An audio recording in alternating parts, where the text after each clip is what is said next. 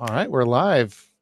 Hey, Mark, thanks for coming on the show. For everyone out there watching or listening, this is Mark Jamnik. He's the basically a sales expert, helps people really kind of streamline their sales processes so that it's more scalable. Mark, can you tell us a little bit more about yourself and what you do, and then we can hop into some questions. Absolutely. Yeah. Thank you so much. Thanks for having me here. So my background is I've been a serial entrepreneur my entire life. I was selling little dice caps that you put on like when you go bike riding or when I was a really little kid. I'd sell those dice caps that you would put on the valve stem. And just that started off like my whole sales career. Essentially, I was like 9 at the time, I think, and it was just one of those things. I'm like, this is cool. Like someone was interested in this, and I was able to sell it to them, and it was something that they needed. And so over time, that obviously graduated into other more sophisticated opportunities, and I got into advertising sales after college. And from there, I was in media sales and spent almost a decade and a half in the advertising sales world. So my background is really around the long tail B2B sales cycle, where you're basically working on developing trust. There's a phrase that I recently heard that I really love, and it was, in that process of building a relationship, I wanted people to fall in trust with me. And I just really, really enjoyed that. And I enjoy that approach to it because, what I've really been adopting now over the last 13 years since I left really the daily action of doing that for agencies and now doing it for my own business is the intentionality of business relationships and really being able to focus on that, which I know we're going to get into a lot here today.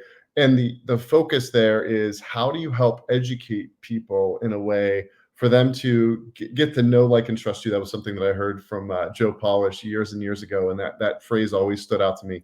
Get people to know, like, and trust you. And that takes time, and that's not a one and done where you're going to walk into a store and say, okay, I'd like this widget. I'd like this thing off the shelf.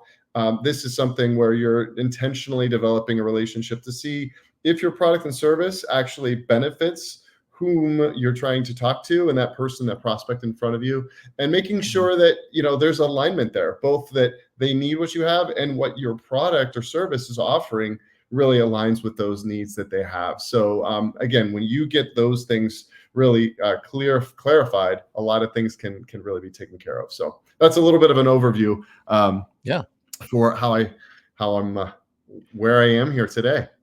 Yeah. Well, I mean, maybe we can back up a little bit, and can you share just a little bit more about how you came to kind of focus on this area of like helping agency leaders with their sales processes?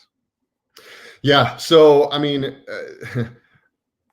necessity is the mother of all invention. And in 2008, this was 7-8 years into my sales career, my professional sales career after college. And I had my best ever year, like really well done, really, it was my highest commission year ever. And it was amazing. And 2008 hit, and that was known as the Great Recession, right? And so I had always been, getting the awards for quarterly budgets, and I was hitting my budget each year, and I was now at 50% to budget. And it hurt because all of a sudden there were questions coming at me that were basically asking me about the effectiveness of me and my job. Well, granted, the economy had a lot of those things to do at that point. At the same time, I took that very personally, and it took me a long time. Actually, I wrote a book last year, and I share that story. Everything up until that point had worked.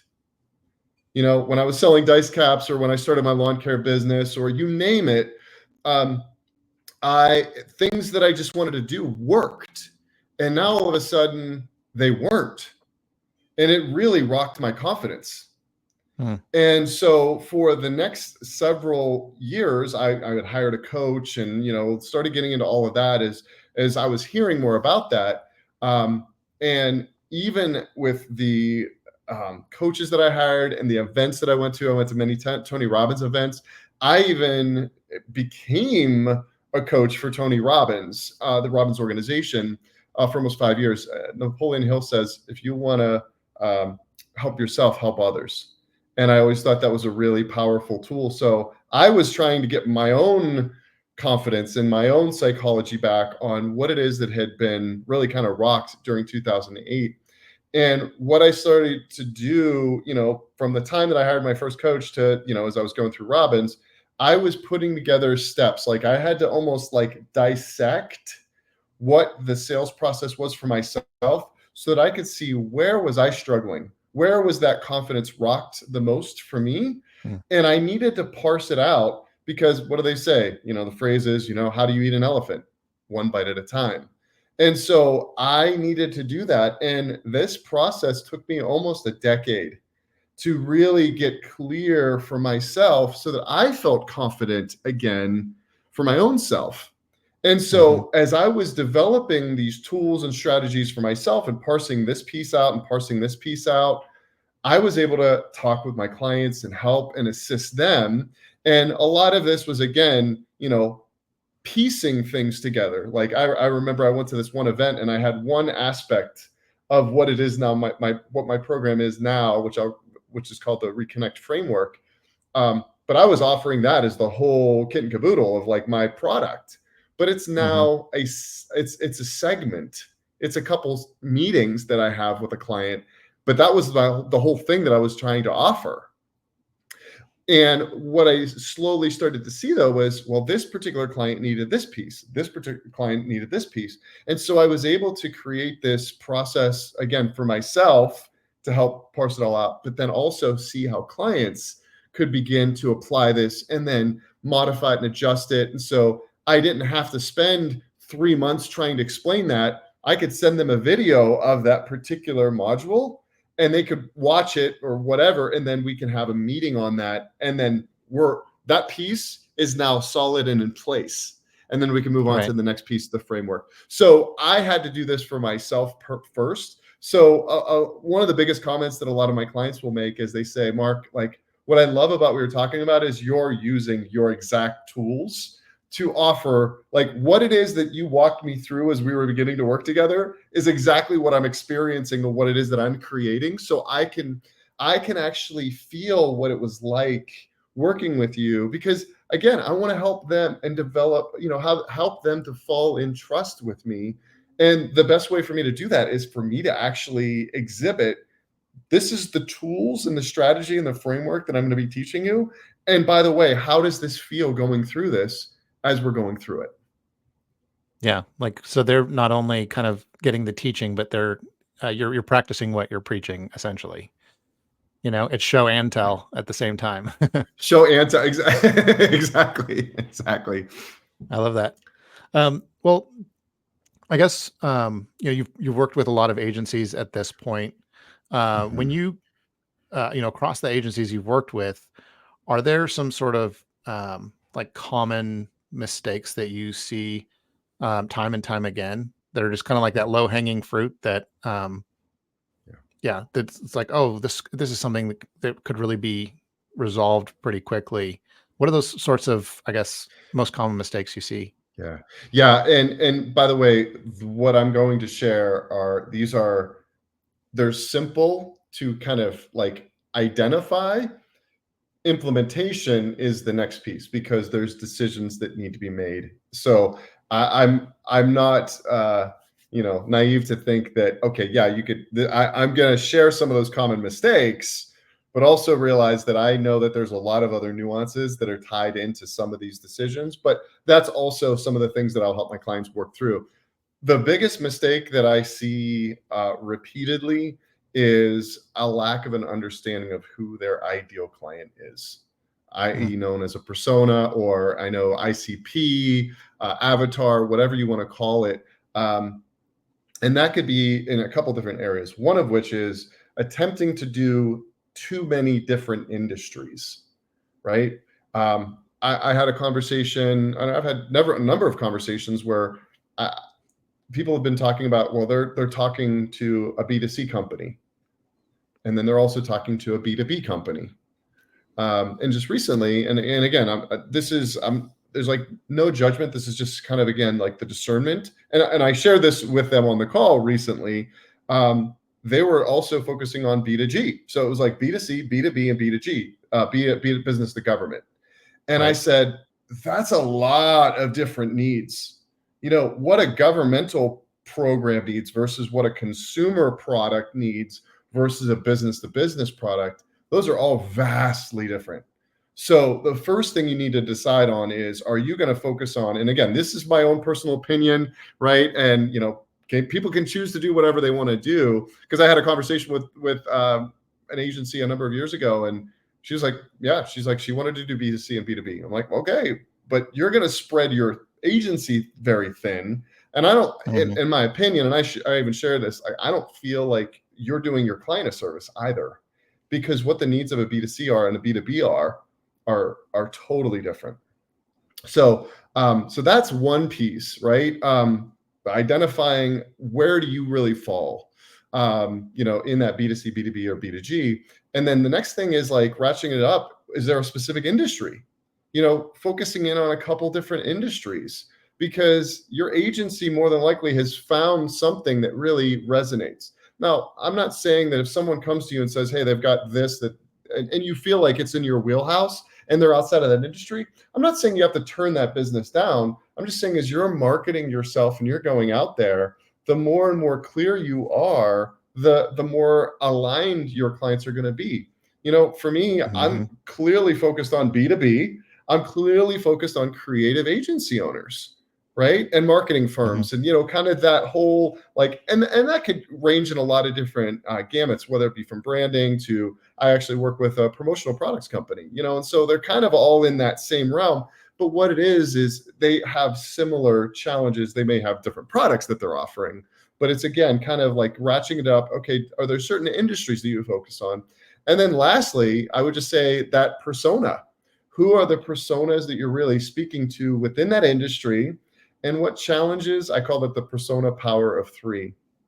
What are the challenges, characteristics, and goals of that particular person? And so I've got a Michael Marketer is the name. I like alliteration. So Michael Marketer is someone that I have chosen over the last 3 to 4 years to just keep refining and refining and refining. I'm a big car guy, and I love Porsche 911s. I just think that they have just basically like stretched, like almost shrink wrapped the metal around this enormous motor in the back. And it's just a beautiful sculpture. Like it's art on wheels, in my opinion. Right. And so like what it is that I invite a lot of my clients to do is we start with that really clear idea of that persona work. And I've got a building Michael, I've got a growing Michael, and I've got a scaling Michael, and they all have different challenges. They're all Michael marketers. They're all in the creative agency space, and they're all B2B. And, these are some of the different nuances of what building Michael needs versus what scaling Michael needs. And I'm able to address that. I'm able to speak to that when I'm putting out content on LinkedIn or when I'm sending out a specific message. If this is going to a scaling Michael, I don't need to be talking about, hey, are you trying to, figure out how to hire your first salesperson and train them? No, it's how do we train your existing team to be focused in on where they need to be focused. And so, it just really gives you a chance to kind of ratchet it up. So like, I would just kind of use those as like almost like a stair step. Okay, B2B, B2C, right? Or B2G, industry, and then really kind of getting more granular into the person that you're looking to speak to. So I feel like that is one of the most fundamental, one of the most simple things. And like I said, I'm not naive to think that there's not a lot of other decisions that need to be made on where that direction of where your agency chooses to go. Yeah. Well, and it's funny, I've talked with a number of different agencies, and some agencies, they're struggling and they serve a wide market. And then there's some other agencies that, have managed to have good years in spite of bad markets. And they focus in on like, oh, we just do like manufacturing clients, like something like that. And I think, the proof is just in the pudding. Like I've just seen far more examples of agencies that have weathered the storm well by focusing, and many more that have, struggled in the storm by not focusing. So I think that totally speaks to what you're saying.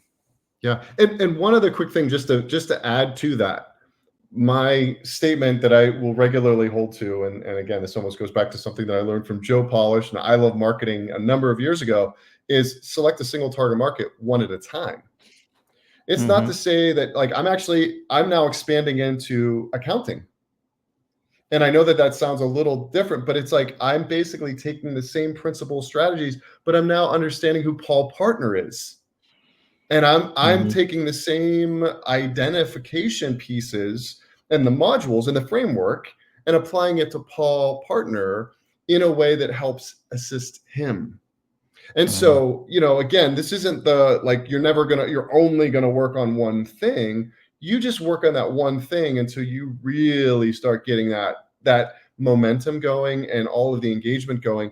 And then you can expand and then you could grow. But this is the intentionality. I'm actually working on my next book called Reconnect: The Art of Intentional Business Relationships.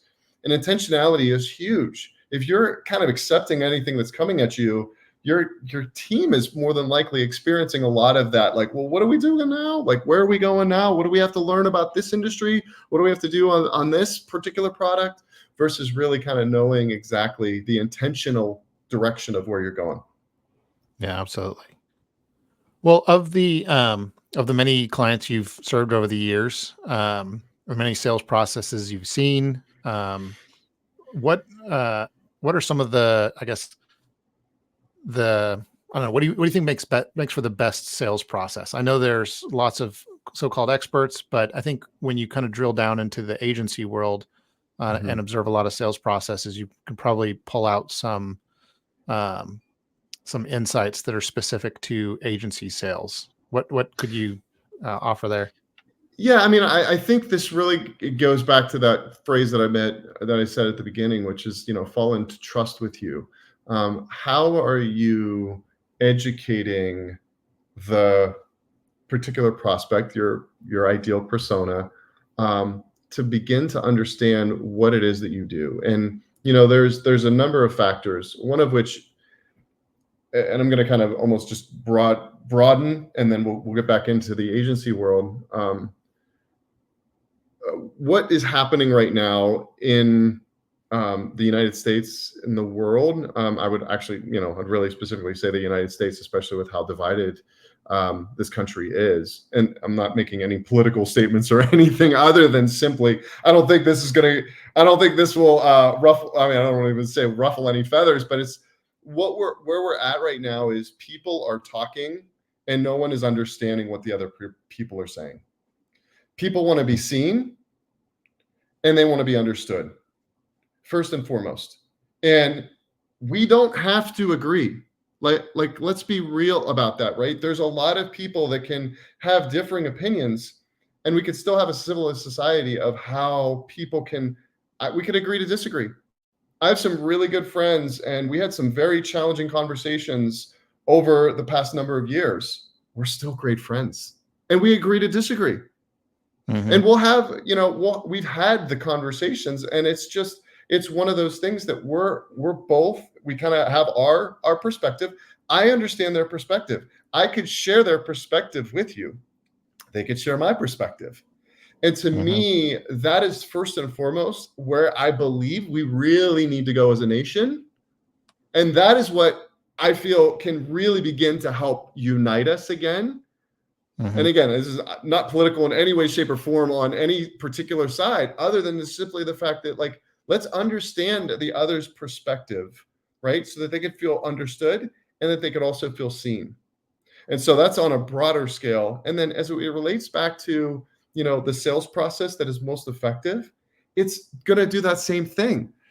That person wants to be understood. They want to be seen as, hey, they're doing everything that they possibly can do, right? There's a lot of agency owners that, I have this phrase: what if busy wasn't a badge of honor? Instead, it was a sign of laziness. And I said, look, I'm calling you anything but lazy. You're working as early as you can before the kids get up. You're working all day long. You have dinner with your family. You then go work until you fall asleep, basically at your computer. So the last thing I'm saying is that you're lazy.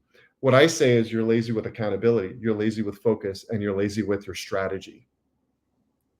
And so like that is a little bit of a cutting mark, but at the same time, it gives them a perspective of saying like, hey, let's talk about your focus. Let's talk about your accountability. Let's talk about your strategy. And so like what I'm speaking to Michael Marketer about is Michael's busy. He's really like, and he doesn't know what to do. Like he's putting his, like he's got to serve all these clients. He's the one who's got to put on the fire hat, right? He's got to make sure that those big, that's why he makes the big bucks, right? Like the buck stops with him or her. And so, you know, as we're talking about these things, it's, as you begin to communicate, these are some of the things that I would be talking to Michael about. And like I said, I have a video that I basically say that exact same thing. And it just, there was a friend of mine that I shared it with, and I said, hey, could you just give me some feedback? He's like, oh, this is hitting a little too close to home for me, you know. But it was like, but he's like, man, this is really like, it was helpful for him to hear, right? Because I wasn't judging them, right? I wasn't saying one way or another. It was just, but I was also saying, you got pain. Like I see you, I hear you, and there's a way out. There's a solution for that. And it's not, I have a couple openings available. Make sure that you book before the end of the month. It's not that like scarcity, you know, mindset. I mean, that's a tactic, yeah. But at the same time, like, what does that overall look like? And so, you know, I feel like, you know, the best sales process understands who they are. That's why I wanted to start off with that piece, because if you don't know who your persona is and you don't understand what some of their challenges are and their characteristics and goals, how do you send them any information that is worthwhile for anything other than it's be very generic? And it could be generic, and it could still kind of resonate a little bit, but it's not going to hit as well as, like, I know Michael wakes up and he tries to do a workout before he does his day. And I know he has dinner with his family, and then I know he goes and works again. I mean, I've seen it over and over again. I've studied this persona for so long that I just have seen it over and over and over again. So, you know, before we start getting into any process, we have to really back up a step and say, who are we looking to serve? And then you can then start communicating. And then that's where the authenticity comes from your process. And so kind of just build on that. And I kind of addressed this in my last live CRM call that I do monthly. And it's, if you've ever heard the story where this professor comes in and there's a jar, an empty jar on his desk, and beside it there's a couple big boulders or big rocks, and then there's some pebbles, and then there's some sand. And the idea is, he said, if you put the sand in first, then the pebbles, you have no room for the big rocks. But if you put the big rocks in first, then you put the pebbles in, the sand fills in all the other space, and you have room for everything. And I share that as an example, as a metaphor to say, when you start using the boulders of the communication, that you could send out like a monthly update of something, right? And then you have some templates that you could send that address scaling Michael.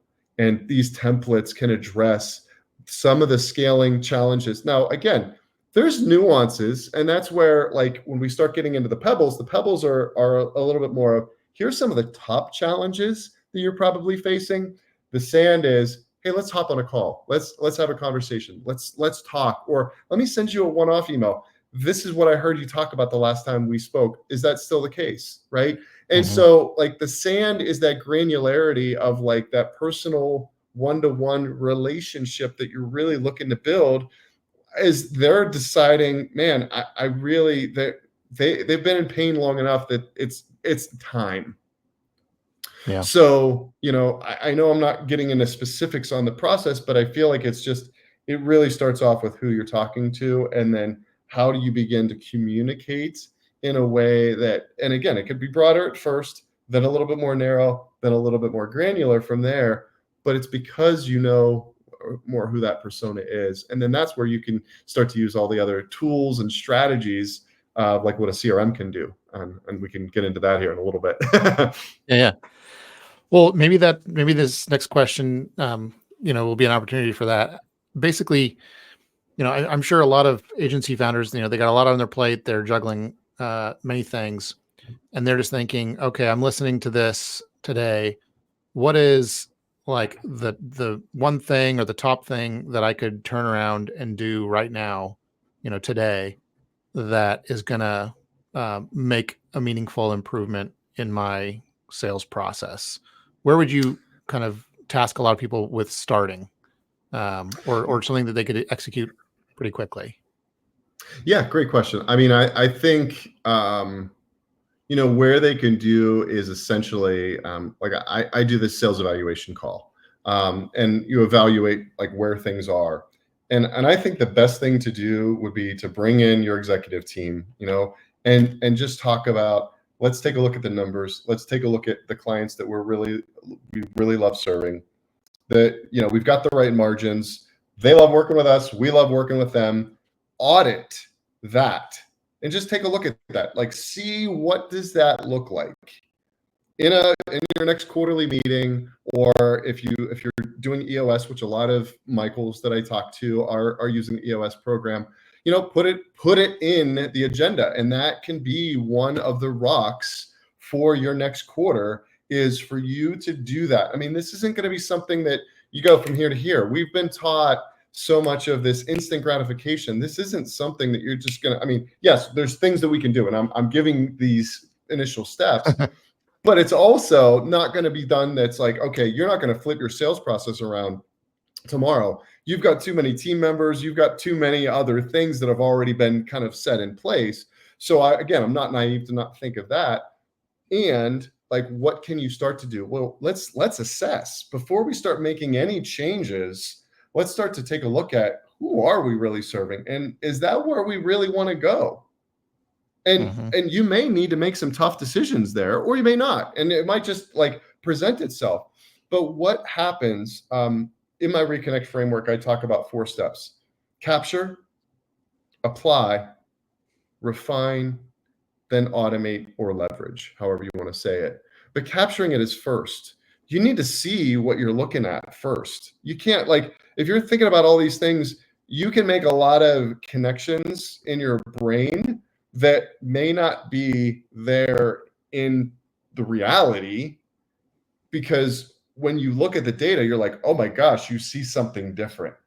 So the first place is to capture it. And that's where I would say, meet with your team, assess a little bit more of like, where are we? Are we in the right place? Are we finding some of the markets? Like, where are things going? I mean, as you look at where the economy is going and everything else, we've had a lot of changes in tech lately. Yeah. Right. So, is there something that you need to be evaluating there as well? So again, what it does is, it's not this just knee-jerk reaction. It's an intentional approach to where it is that you see, Wayne Gretzky said that he had never skated where the puck was. He was always skating where the puck was going. And so, like, I would really do that in one of your next offsites, or whenever that next quarterly meeting is, or even your weekly EOS meeting, and put that in there. So, that would be the first step. Then from there, you can start to take a look at, all right, well, what did we already do to land that particular person? I mean, our emails are pretty amazing in the sense that we could go back and see all the sent emails. And once you see client A is a client you want to go after, let's go ahead and pull up that contact, or all the contacts that may be related to company A that got that deal closed, and take a look at what you already did. You already did it. It's already documented in your email. I mean, that's the simplest way. After you intentionally decide, this is the client we want to go after, well, this is how we got the last one. Can we duplicate that? Yeah. And keep on doing again, more of what is already working. Yeah. And again, that's an oversimplification because there's nuances and all of that. But like you could then take that and apply it to a couple others. But what you're seeing is you're starting to see patterns, and we're pattern recognizers. Like that's what we are really good at, is identifying, okay, this is something that I need to pay attention to.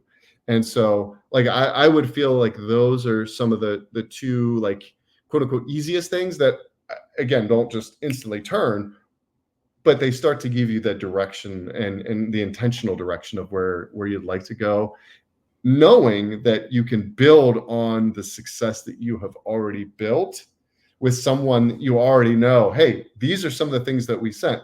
We might need to tweak them a little bit, but you're not starting with a blank canvas now. You've got something that you're adding to and enhancing instead of starting from square one. Yeah, it's kind of like what is it, like fitness coaches? A lot of times they'll like want you to do some sort of food diary where it's like, Mm-hmm. hey, log all your meals and snacks and stuff like that. Cause like let's actually take a hard look at what you're already doing and seeing if we need to make some tweaks there. Um, because doing more cardio or more weights or whatever might not be the solution. The solution might be during that other, what you're putting in your body the rest of the time. So 100%. Yeah. yeah. I did. And for anyone that's interested, I have this and I offer this. I do relatively regular, like 3 times a week. I'll post on LinkedIn.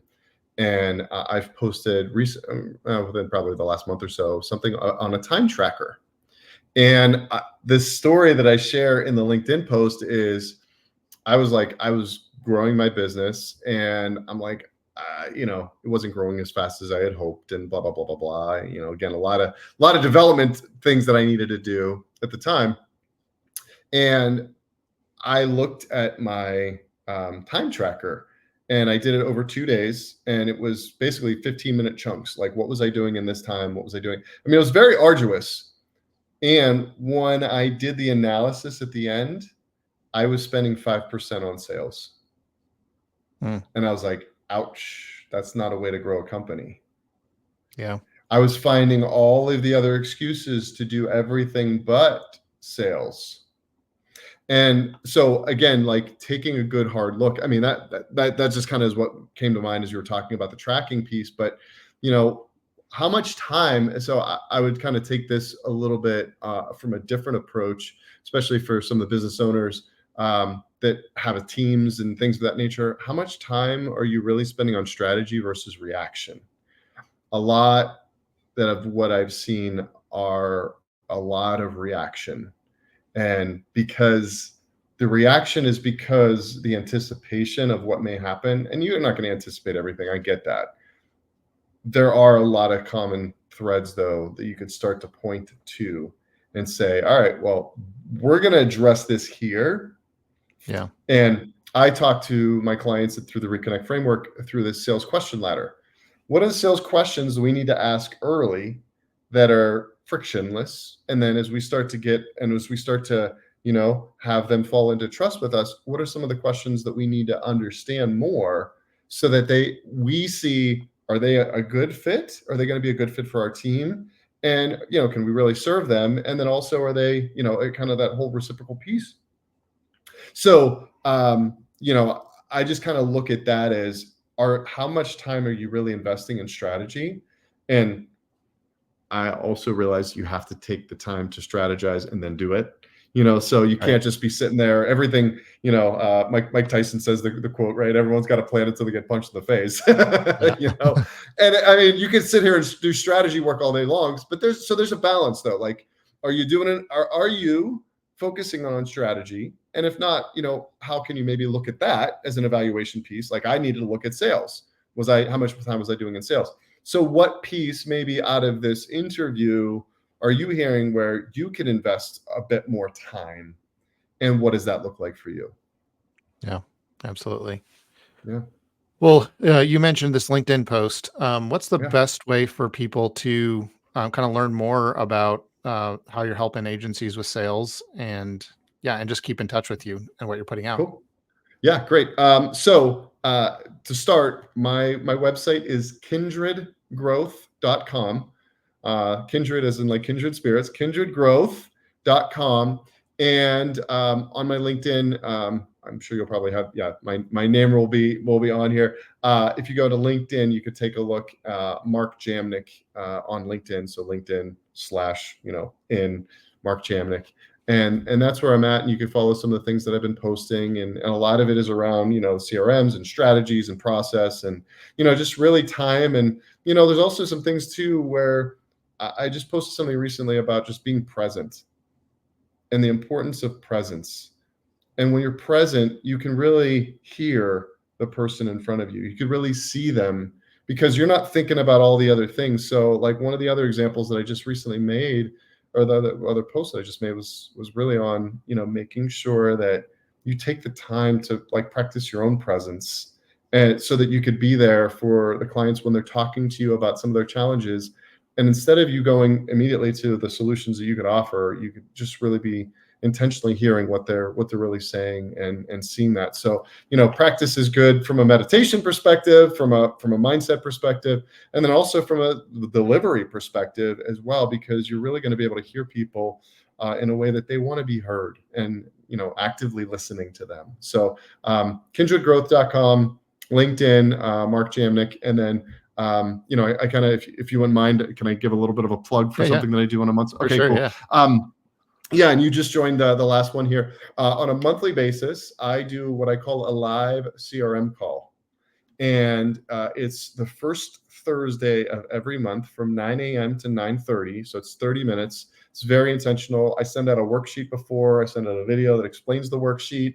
And then we really kind of walk through maybe one area of the worksheet, but it gives you more of a perspective of something that you can hear in the call and then apply. And so I love doing those. I started doing them in November, and I do them once a month, and I really enjoy doing them.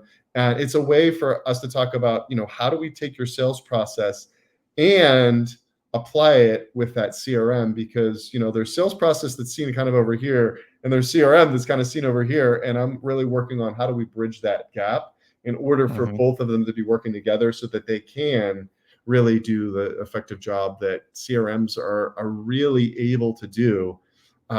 You have to do the capture, apply, refine, automate though. So thanks for that. Thanks for that plug. I enjoy doing that, and anyone's welcome. It's free. And, I want to really, after you attend the call, I also send out a spreadsheet with some things that are just really helpful for you to be able to start to organize and apply some things. So, I've been really enjoying it. And, I know there's been a number of guests that have come back. So thanks for that. And thanks for having me. I really appreciate it. Awesome. Yeah, it was great having you on, and looking forward to maybe doing this again sometime. Sounds great. Awesome. Well, have a good one. You too. Thanks.